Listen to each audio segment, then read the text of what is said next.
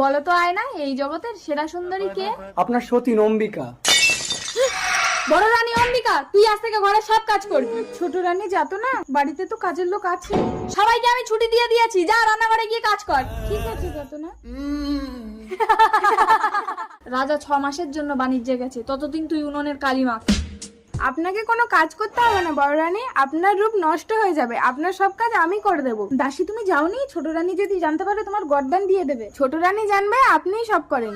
6 মাস তো কেটে গেল, এবার বলো তো আয়না, এই জগতের সেরা সুন্দরী কে? আপনার সতীন অম্বিকা। বাহুবলী! আদেশ করুন ছোট রানী। এই নাও 10 ভরি সোনা, তোমাকে বড় রানীর মুন্ডু কেটে আমার হাতে এনে দিতে হবে। যথাজ্ঞা মহারানী। বড় রানী, ছোট রানী আমাকে আদেশ দিয়েছেন আপনার মুন্ডু কেটে নিয়ে যেতে। বড় রানী আপনি পালিয়ে যান। বাহুবলী তুমি আমার মুন্ডু কেটে নিয়ে যাও। এই দাসী, তোর শেষ ইচ্ছে কি বল? আমি তোমাকে স্বামী রূপে পেতে চাই বাহুবলী।